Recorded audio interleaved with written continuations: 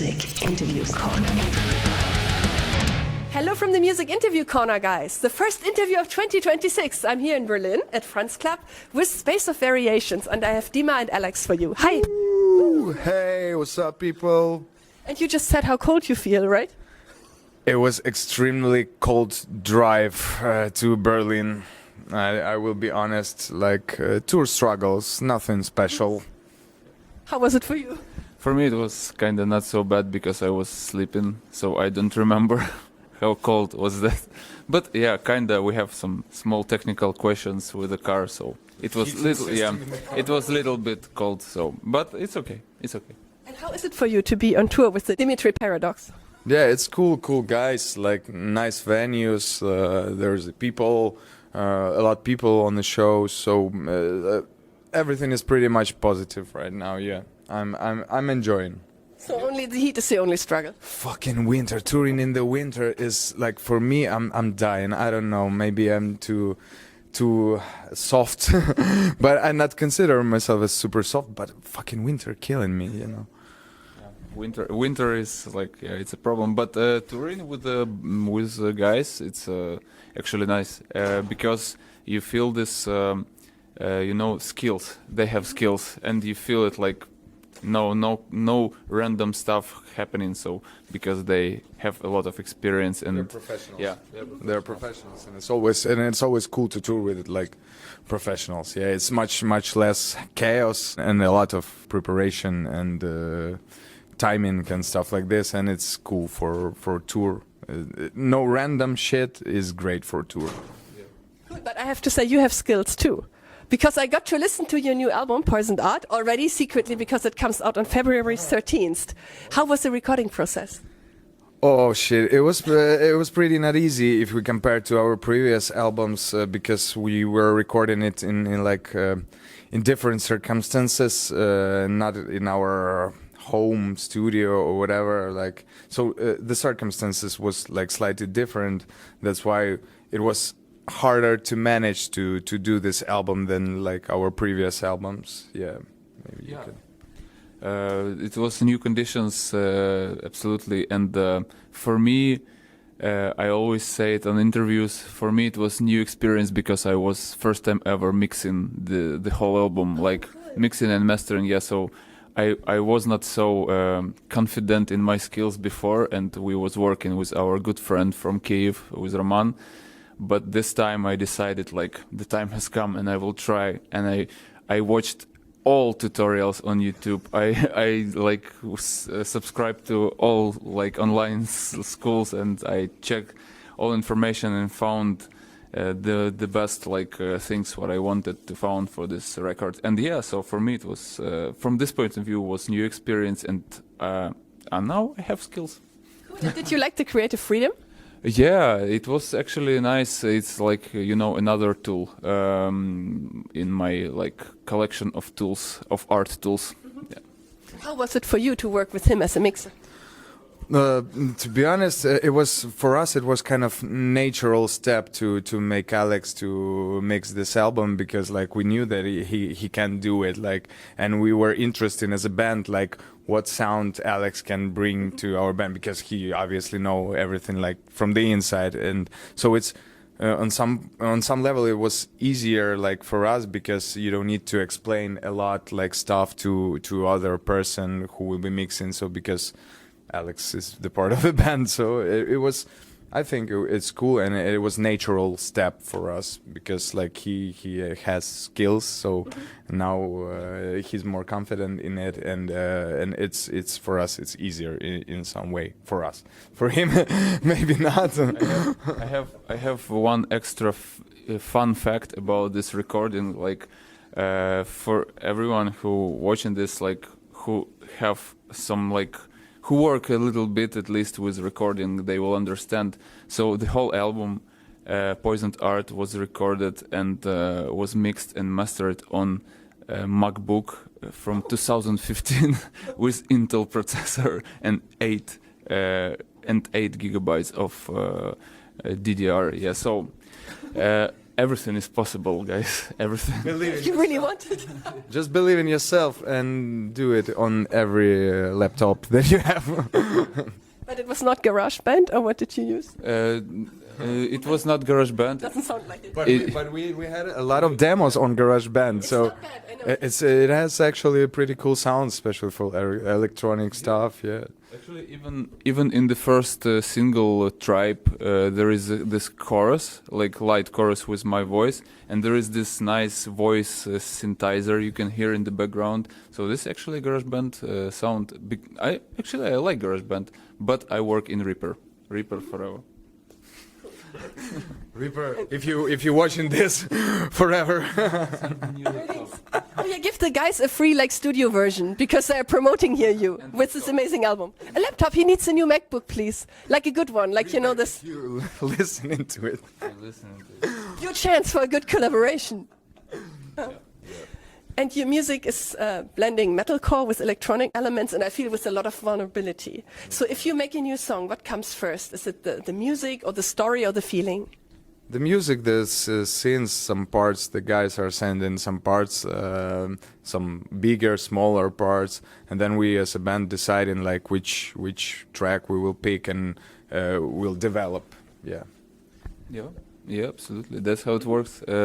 Almost always the music comes first, but sometimes there is some, I don't know, chorus, for example, suddenly some sketch, sometimes some synthesizer. So I mean nothing super special and nothing, no scheme, it's always random.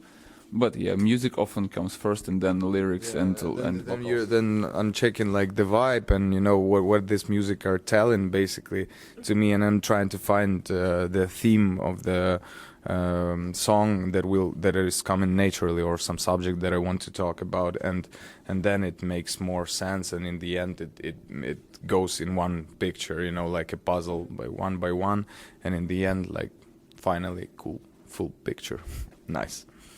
And I hope this question is not too personal. You can tell me if it is. But being a Ukrainian band in today's world, I feel it always adds more layers to the music, to the art. Yeah. And did this whole your experience, your reality, change the way you write music? Did our experience of the reality change the way we write music? Yes. I'm not sure if it's changed, but it filled our music with all this all these emotions that we as Ukrainians feeling and living through, in these days. I will not lie, it was the hardest years in our lives and as a band and as an individual. So all this stuff is of course reflecting on our art, and this particular album is kind of post-traumatic a bit, and yeah, all that heaviness, all that hard stuff we put in our music, and hope that on some level it will be easier for us to live. It's like a psychotherapy or something. Therapy, yes, the album's a therapy. It is because you're speaking on some subjects that you even don't talk with the friends, sometimes with your parents. You can speak on whatever subject you want, and it's I found that it's through the years it's one of the coolest therapies, because when you're finishing the song, you're kind of closing the chapter of this emotion, Yeah, I am actually agree, and I want just to add that it's nice option, to express feelings through art. It's different, it's something which is actually, I don't know, for me it's one of the biggest things in creating any art, like music or visuals, that you can express something which you cannot express with, I don't know, words and anything in any other way. So, and yeah, of course, our feelings and all we live through and still living through, it's expressing in our album, and yeah, it's impossible to disconnect.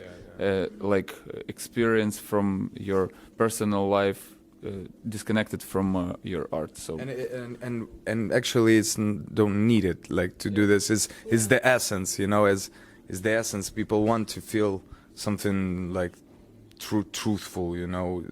Yeah, the truth. They want to feel like this raw feelings that you express, and yeah, they want to feel it in their body, in their mind, on every level. So the more true you are in your like lyrics, in your songs, whatever, is the best. I think you cannot fake it, you know. The album artwork and also the Ghost Town music video are featuring kind of self-destructive imagery. So why did you decide to use this kind of imagery so heavily and so visually? You know, it's interesting because we're not. It's just the way we're doing stuff. I don't know. The themes are kind of going by itself. Like sometimes you're not thinking too much. You're just doing, and like then even realizing like, oh, this thing is about this and about this. I don't know. It's kind of unconscious happening. Yeah, I don't know how to explain. Maybe like we're self-destructive persons. Oh, you don't seem like it now from my first impression. But. On some way, I am on some level. Yeah, and but yeah, this theme of self-doubt, self-destruction, it's going through all, actually, I think, albums that we did. Like, I don't know why. Maybe I'm screaming for help. I don't know. Okay, guys, but who can help? Maybe should we call Reaper again? Maybe Reaper can finance a special therapy for you. Maybe Reaper can help. I don't know. That's the interesting thing, that no one can help you, actually. Now I have a lot, like some lines like this. No one will save you from your head, like, you know. And it's but this self-reflection in the songs is helping to figure you out sometimes something. Yeah. Do you want to add anything? Self-destruction?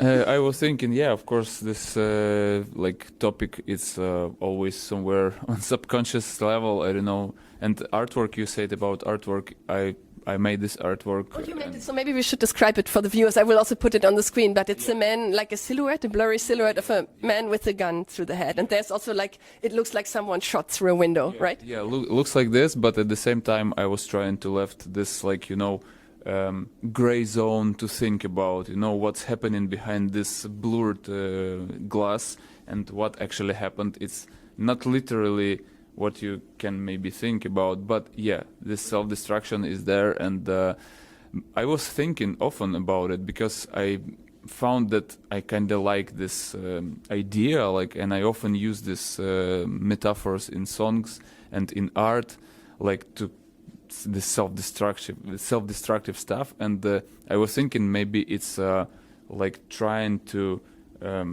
accept the fact that nothing is forever, you know, like to accept the fact now, maybe it will be easier to live through the last, like through the life, like with understanding that anyways everything will be over. I don't know, maybe this like big idea is behind this art, I don't know, but actually it's true, and you know, we need to accept this fact.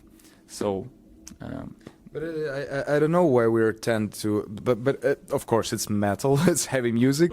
Maybe this thing is influencing because it's more dark side of like human nature, kind of. We're exploring this dark side, and it's always like cool to play with that. I don't know. I was always like fascinated by this darker part of ourself and how it's conflicting with our parts. You know, it's kind of duality of human nature, good and bad inside, and it's always fun to play with this dark side. I don't know why, but it may be because it's like something dangerous in it. I don't know. It's a bit like playing with fire. Yeah. It's a good metaphor. Yeah. Yeah. And speaking of fire, in the Ghost Town music video, the protagonist, you were smoking and kind of like pour gasoline over yourself and set yourself on fire, but you show it in reverse. You show the self-destruction in reverse. Does it mean like undoing the damage, or what does it stand for? I think it was more like, how to say, for plot twist in the end. You know, it's not something that like you should think about it really like literally. Yeah. So it was just the way to show, like, I don't know why reverse. Yeah, does reverse does reverse like means something? It makes it much more interesting to watch, definitely, and it's less scary when the damage goes back to normal. I think from the beginning you have a hook, Burning Man, and then you're checking what was like from the beginning. So I think it was for just more interesting to watch this person in reverse, what he is doing and what was in the beginning. Yeah. But also, if somebody want to think about it from point of view like it's a metaphor, it's also like option, because still it's like kind of abstract art.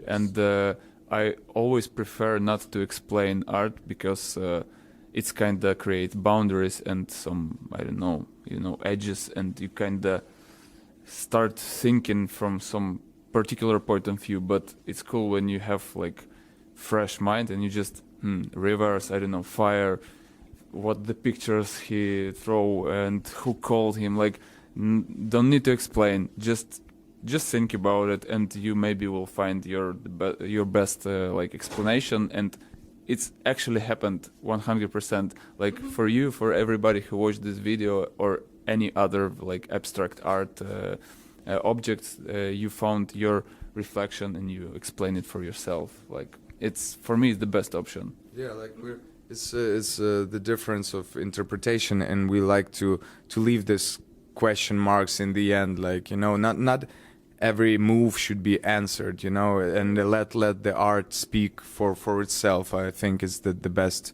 way to do it, because like when, as Alex said, like when you're explaining everything, the magic of what is happening, it tied in up, like it makes it like the interpretation smaller. So when we like, it's cool when everyone sees something special, something that see only them, like in this video. So yeah, the question marks in the end is as much important like as the answers, When you're making songs about these dark topics, do you think it will help fans who listen to your music who are in a dark place to feel less alone? Oh, I just hope that it will help to someone. And actually, like a few days ago, one guy came to our like merch spot, and I'm selling merch, and he's saying like, dude, your music like is helping me to go through some hard periods in his life. And in that moments, you actually reminding yourself why you're doing that, because like for me it's very important, because you're kind of not living this life like it's not empty, you're feeling someone, you're giving some hope maybe in some dark times to some person. And if our music is helping someone, it is one of the main reasons actually why we're doing this, because it's super important. We finish the song and we let it go. It's not ours. Like we don't know what life the song has, whatever. We just see people that come into us and saying some good words, and it's always super heartwarming. And it sometimes even like I can cry even like, because it's really the purpose of the art. I think it's to heal the souls, to heal your soul, to heal someone's souls. Like, yeah, that's beautiful. That's a big reason for me. Yeah, I don't know even, I don't know what I can add here. I just wanted to say the same things about this guy who was on merch spot. Yeah, so it's a kind of magic of sound for me. I always think from this point of view, like how even it's possible, like literally what's happening. We have like organs for hearing, and we have this air, and we have vibration of air, and these vibrations go through our neural system, and suddenly we feel something. Like, what the fuck, really? This is magic of sound. And this is cool when you can control it, like when you record it and make something which can literally change way of thinking of somebody's mind, and maybe can even help to go through some dark moments and to find the answers. It's cool. it's always weird for me to know that like in this moment someone has my words in their head, you know. For example, right now they're walking some people and listening to our music, and my words in their heads, Alex words in their heads, like on emotional level, like music is working, like influencing. Yeah, so it's weird. It's not a lot like. Not a lot ways to do that, you know, in our world. So, and music is like this incredible tool. What is the silliest thing in a song, the most ridiculously small thing in a song that you ever had an argument about? I remember one silly moment. When I was recording some line, and I was trying to do it some way I decided to experiment a little bit and do it in the raga style. Oh my God! Do you still have it? Did you publish it? No, we delayed it because it was like different mood. But I remember that one was kind of a weird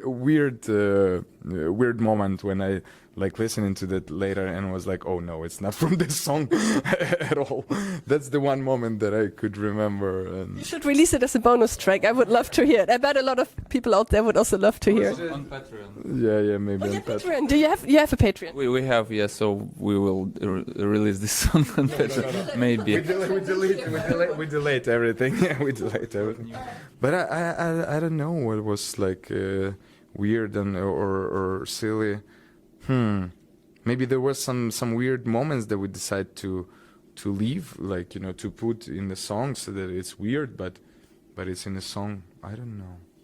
I actually also don't know. Like, I'm trying to like find some memories about, and kind of we little bit maybe too much serious in the process of recording. We just doing stuff and trying, and if it's obviously something which doesn't work, we just skip it. Or if we like this contrast, we leave it, and this all. But like if we have arguing about something silly, I don't know. It was a lot moments like when you're sending something and some member of the band don't like it, you know, but then you need to accept it because most of the band like or whatever. Like these moments are happening all the time. But I cannot remember like funny some stuff or. Yeah, that's what I was thinking. Like particular, like exactly funny. Like I cannot remember because we're too serious. Oh yeah, you're way too serious. Is there anyone in the band who really overthinks every guitar riff, and then the others have to say, no, that's good this way? Yeah, I think Alex is like a bit. It's not a bad thing because like sometimes we like the. I remember like a few songs that it was like we were about to film already the music video for these songs, and Alex was like, oh maybe we need to rewrite the riff or something, and we like just maybe we need just to stop, and because like the filming of music video is like literally on like is happening right now in few days, like. So, but it's really important thing, like to know where to stop, and yeah, maybe sometimes like it's cool that he's overthinking because he's kind of balancing. Maybe we can dive deeper, and and sometimes it's cool. Sometimes it's maybe messing. Like there is no rules, yeah. But we all like I don't know. I'm a huge overthinker too, but. Yeah, but I think Alex is even more in the terms of like riffs and music. He like he's changing all the time. But you have to mix it also. You're the one who has to mix it. And sometimes I fucking hate it because like I was writing like lyrics or something on some part for this part, and then this part disappeared, like or changed completely. Like, and you're like, oh, okay, we're going in this direction now. Okay, let's see. Yeah.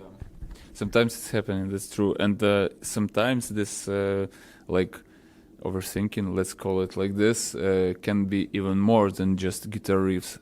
I will tell you a very short story. Like, we were thinking about first single, what we should release from upcoming album. And we had a song, which is actually will go, like, live will be dropped right before the album. It's songs as the last. as the last single, but it was the first from the very beginning. Which one is it? It's Parallel Realities. Oh, cool. And- I love that song. It's actually Yeah. the first song Yeah. for this new album, and we should drop it as a first single. But then,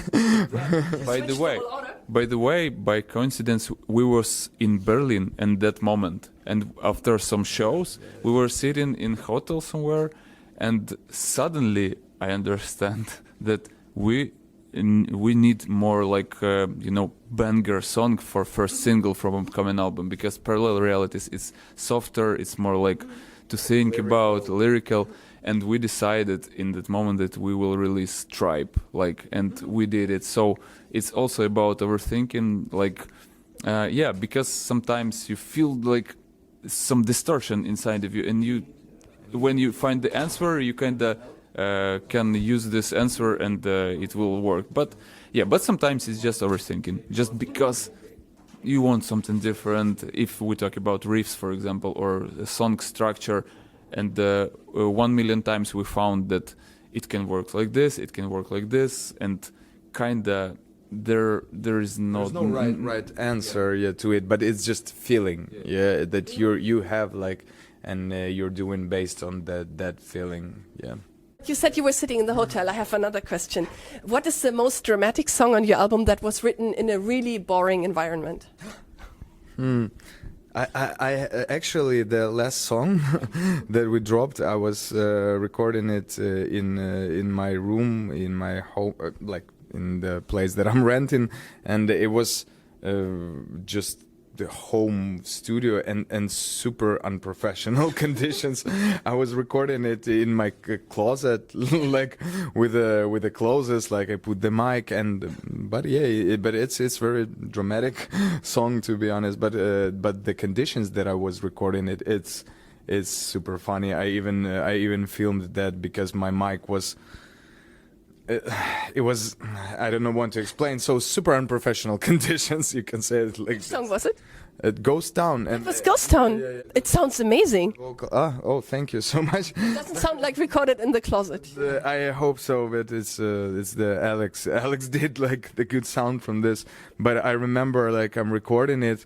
And I'm checking if the neighbors not knocking on my door, and I was like, what the fuck I'm doing? Is it will work like this or no? Because in all previous albums we were recording in studio, and as I said, because the circumstances in our lives right now, it was harder to manage it, and some songs I was need to record in home, some vocals, and I'm screaming in this closet, and I'm thinking, is it will work out or no? But in the end, it worked out. It's great. It sounds amazing. Then you also did an amazing job in the mixing. Thank you. I was trying my best. And answering your question, I don't know. For me, it was almost always same. I was recording everything at home with my legendary laptop. What I was. Vocals you did in studio. Yeah, but vocals I was recording in studio, but there are not so many parts of my vocals, less than extreme vocals, and some of them enough quiet and not so. I don't need to scream to be loud, so I record them at home. Also, for example, Ghost Town also was recorded at home. You recorded it at home? Yeah, I recorded it at home, and actually I used. This is the only song where I used this Shure 58, the most But it's not a bad one. A lot of bands use it actually. Yeah. For demos. Yeah. I don't know how it happened, but I recorded and I leave it there because I still like it. I hear this different microphone, So but it was Shure? Yeah. Really? In my chorus. Yeah. One chorus and all Yeah. the rest choruses will record it on different mic. Yeah. The spider Oh my- story. Can you send me this picture? We were just talking about what was the most crazy thing you've ever done on tour. And then you told me you told the craziest thing that ever happened in a music video, that you did for a music video. Can you tell that again quickly? Yeah, I put the spiders, big venom spiders on my face. 2 actually. I just watched the video. It was 2 of them, and The picture looks so scary. and I was I can actually show to the Show it to our audience. I don't know how to show it, but it's if it will they will Yeah, I see think it or works. no. Or no, I don't know. I think it works. But You it's- can send me the picture. And I Yeah, will yeah, insert it. but it's actually 2 like big fucking spiders on my face, and I was trying to lip sing in that moment, so I had a terrible allergy after that. Like few days I could not open my eyes, and Alex was lucky enough to have snakes on his face, and they were pretty nice and feels pretty good, like smooth, Refreshing. you know. Like But the spiders was nervous and when they're nervous they throw a little bit of venom, and I had this really terrible allergy, and the shittiest thing that it was like just few seconds in the music video, so I almost wasted my health for for not as how to say, for a super small part. Yeah, you risked your life. You almost died for 3 seconds. Kind of like this, and yeah, but I'm just checking right now this video, and it's. Oh my god, this looks so terrifying. This is the spider that gave you the allergic reaction? Check. This it's just 2 spiders. They're like this, and it was unresponsible from my side, because like really I could do some harm to my health.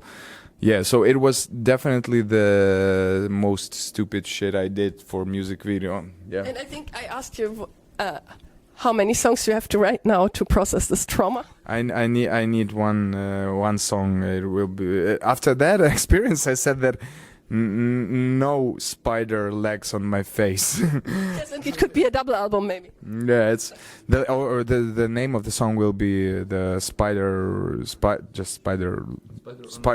spider on my face. Really. Spider on my face. No, that live songwriting here.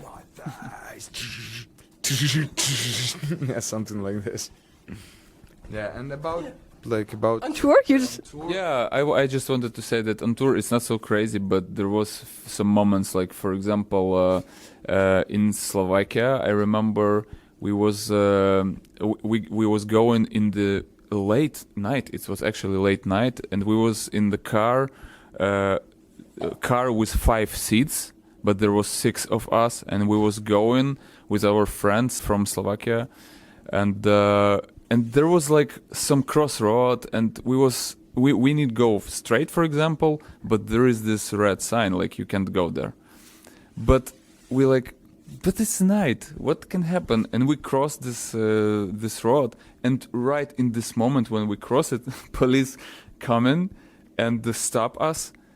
And there is 6 of us in the car, and we cross this sign. We violate the rules. And this policeman going from the car, and we side, and I'm opening the door from this side, and while he's going like this, I'm going like this behind the car. I'm just running away, like I was just passing by, So it was weird moment. When you was there far away, this cop was asking, "Is that guy was you?" And we like, which guy? We don't see like any guy. Like which guy? And somehow our friend from Slovakia was talking with him in Slovak language, which helped a lot. So yeah, big shout out to Anton Agnar.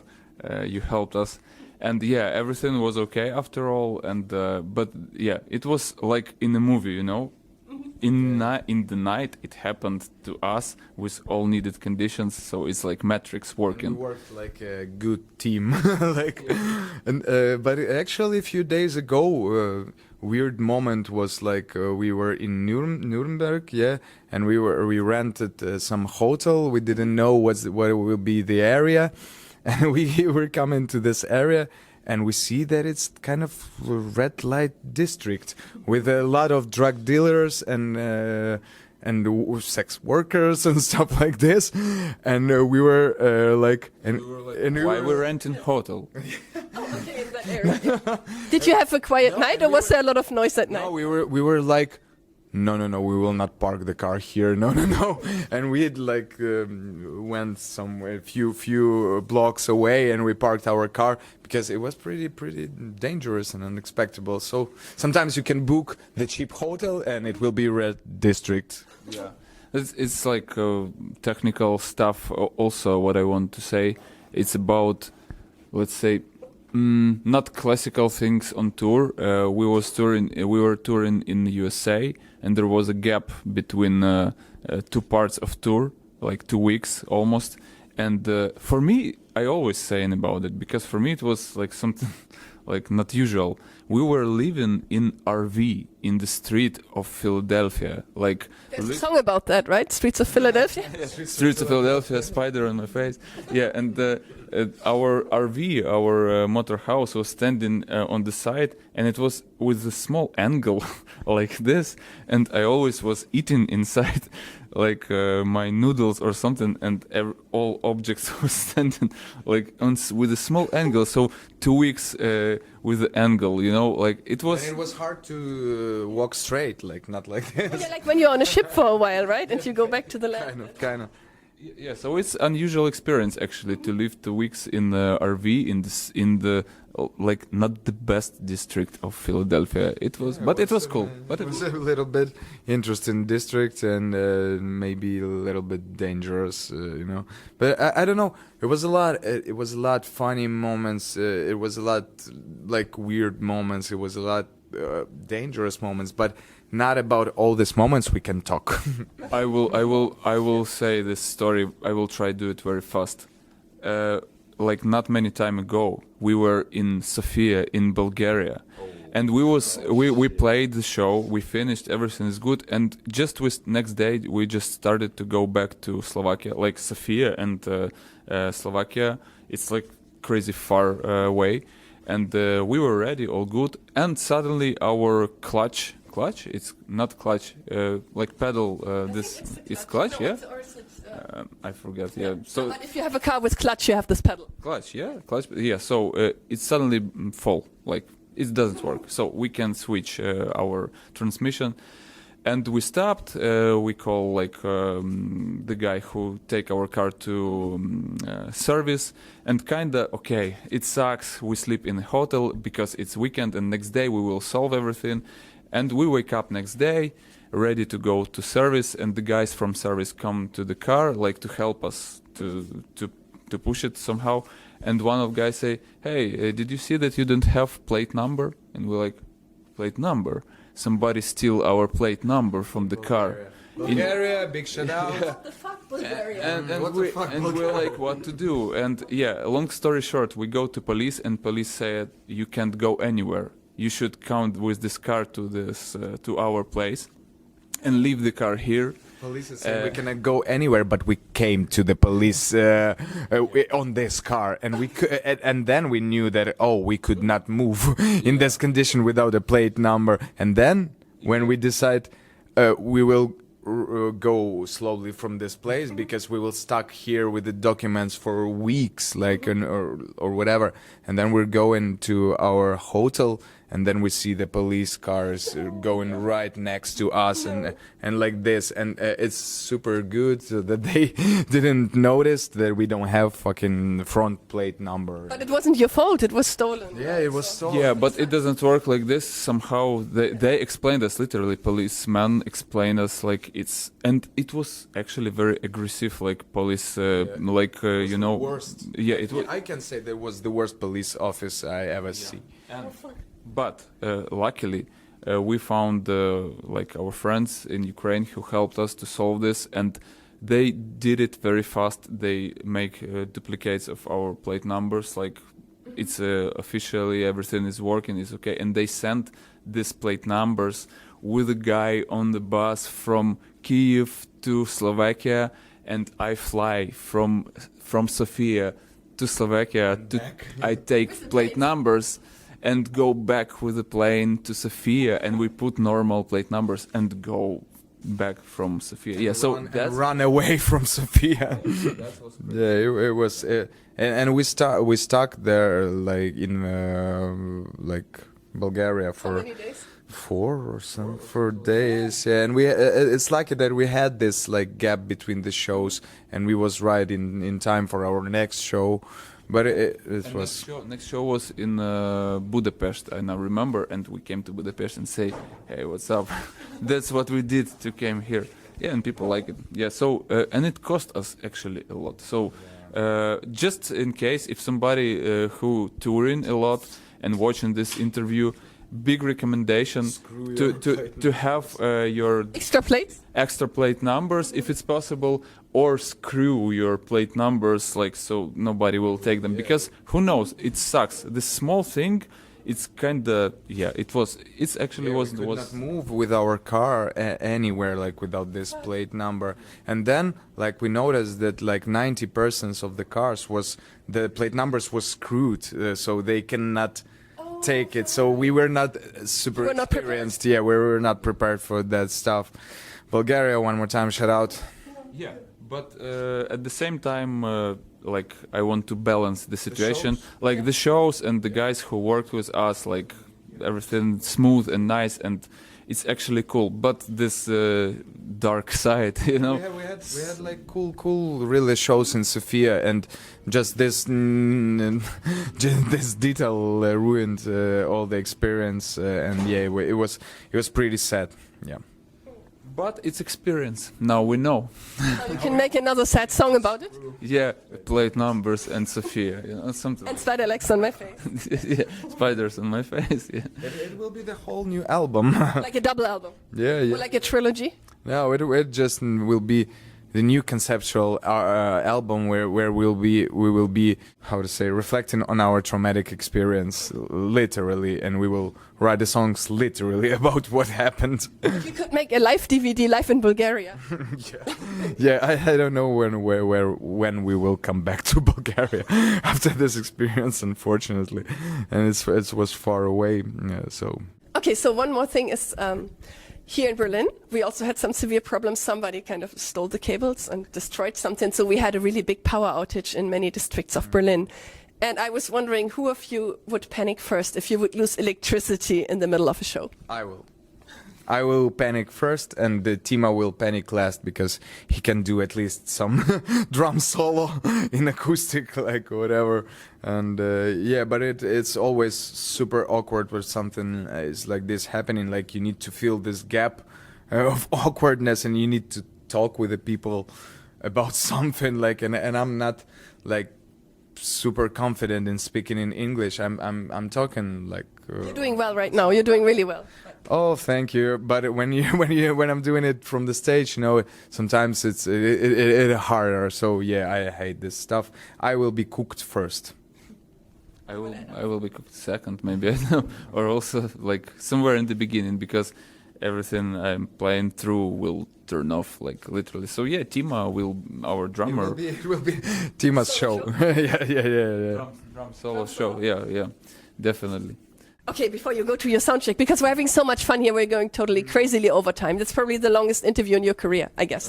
No, it's not. No. Okay, but my question is, now you're on a tour with the DYMYTRY PARADOX, and in March and April, right after this, you're going to go on a European headliner tour. Are you already excited? Are you going to Bulgaria? No. This time we will not go to Bulgaria. Sorry, Bulgarians. But we are excited. But right now, like, you know, we're more in this tour, so we're not thinking super. I'm not thinking super forward. Yeah, we need to survive this tour, then survive. Then we will think about that one part. Yeah, but it will be pretty much excited, because it will be with a drop of our new album, and we will play some new songs that we did not. Maybe that we will not play after the tour, some of them at all. Like, it will be exclusive for this tour, you know. So it will be interesting, because like new songs, you know, new vibes, and it's interesting for us too. Because when you're playing like the same program from time to like again, so it will be something new. Let's see. and it will be spring, finally. Not a winter tour. Yeah, so it will be warm and warmer at least. So yeah, and of course there is some part of expectation, you know, waiting for this, but like maybe it's not obvious for listeners and people who are not in the bands, but a lot of technical questions behind each tour. Like you need to prepare everything, I don't know, card documents, like you need to be ready like with your stuff on stage, making, I don't know, all these preparations. It took a lot of energy. So from this point of view, I'm always like, it's like take time, but when everything works and everything like on tour take it like correct place and you found the rhythm, it's cool. So yeah, the main things, it's everything working and you're healthy and you and your plate's not stolen, so it's already cool. So every tour is quite a new interesting, hard experience. Yeah, but in the end of that, you're like, oh great, we did it. Like we're proud of ourselves. But when you're in the middle of this hurricane, you're fucking, like, you know, you hope just that you will survive. Then I will cross my fingers for you that you will survive this tour and enjoy the next. And thank you so much. Thank you. And goodbye from the Music Interview Corner. Yeah, and we made it because woo! Cheers! Oh, you speak German. Very good.